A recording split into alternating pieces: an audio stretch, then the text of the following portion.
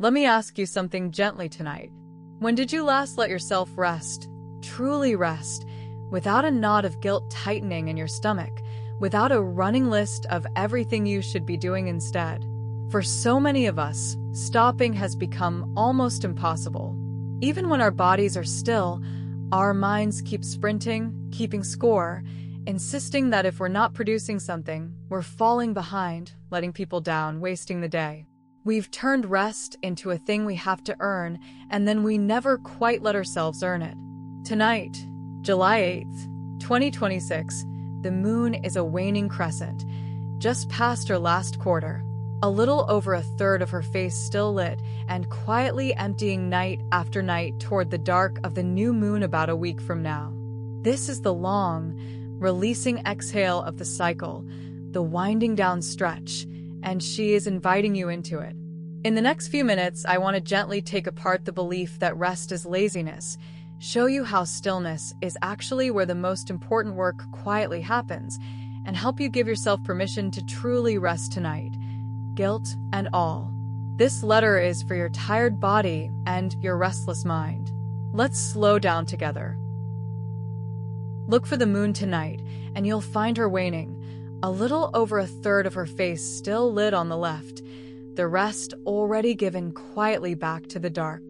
This is the waning crescent, the releasing stretch of the cycle, the long exhale on the way to the new moon about 6 nights from now.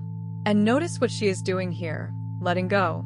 She has spent the whole month waxing, shining, full, and now she steadily empties her light, night after night, asking nothing of herself.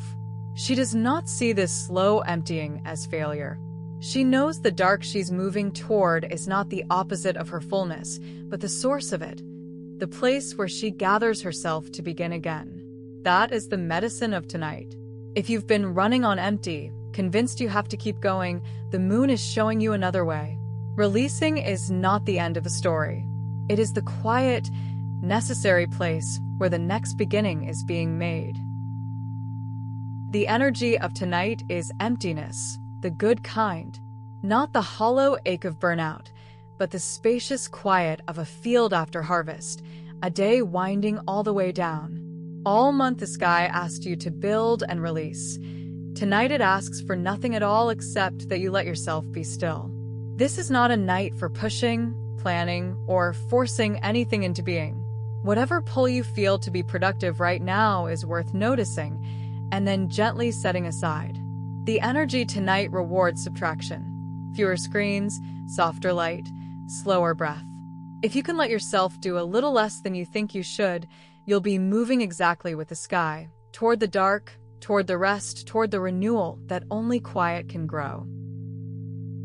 In human design, the sun tonight moves through gate 53, line 2, and it carries a quiet wisdom about timing.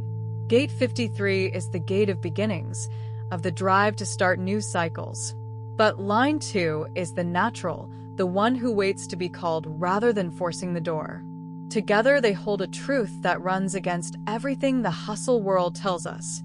Not every beginning should be pushed into existence right now. Some beginnings have to wait for the right moment, and the waiting is not laziness, it's wisdom. Line 2 knows that if you force a start before it's time, you exhaust yourself and the beginning is weaker for it. So tonight, if part of you feels you should be starting, launching, forcing something forward, this gate gives you permission to wait, to rest in the not yet, to trust that the right beginning will call you clearly when it's time, and that resting now is how you'll have the strength to answer when it does. So let's go to the root of why rest feels so impossible, because the guilt you feel when you stop is not random, and it is not a personal flaw. It was taught to you. Most of us absorbed, early and deeply, a single brutal equation, that our worth equals our output, that we are valuable when we produce, useful, and busy, and quietly worthless when we're not. No one said it that plainly, but we learned it in 1,000 ways until rest stopped feeling like a human need and started feeling like a moral failure. On top of that, we live in a world that never stops performing its own busyness, so stillness feels like falling behind an invisible race everyone else seems to be winning. And there's a deeper layer still. For many of us, busyness became a way to outrun our own feelings. As long as we're moving, we don't have to feel the grief, the loneliness, the questions that catch up with us the moment we're still. So we stay busy not only because we're told to, but because stopping is genuinely frightening. If any of this is landing in your chest right now, I want you to hear this clearly. The fact that you can't rest is not evidence that you're lazy. It's evidence that you were taught rest wasn't safe.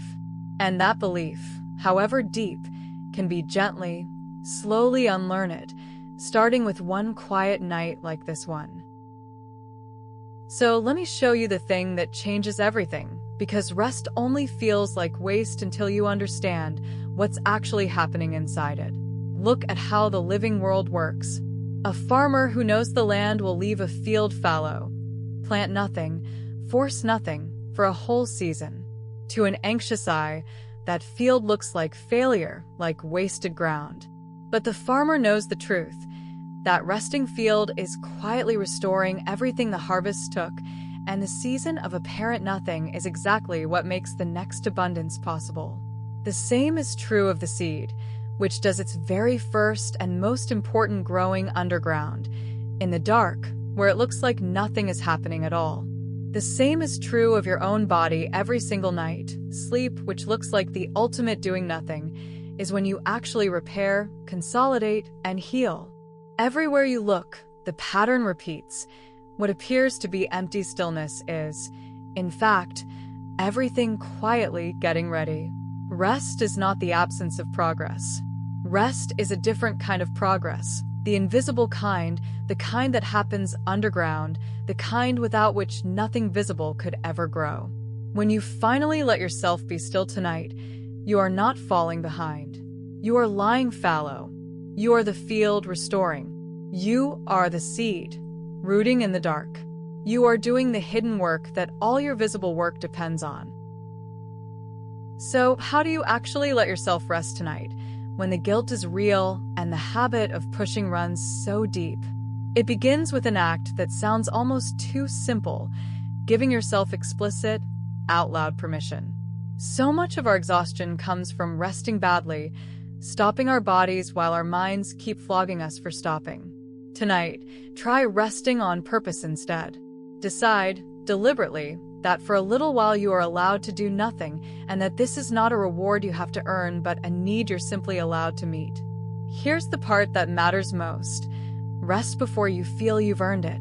Because if you wait until everything is done to allow yourself to stop, that moment will never come. There is always more.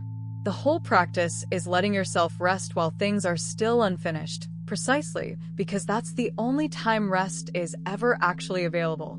And when the guilt rises, because it will, maybe sharply, don't fight it and don't obey it. Just let it be there, like a loud voice in another room, and keep resting anyway. Breathe, and let the guilt rise and fall without following its orders.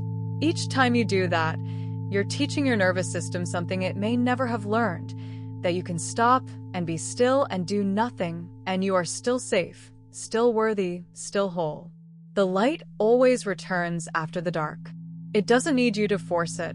It just needs you to rest until it does.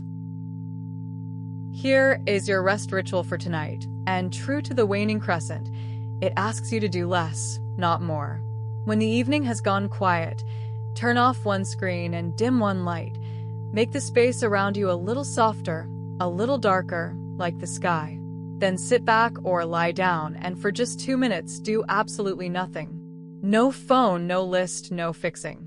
Simply be still and let yourself be held by the quiet.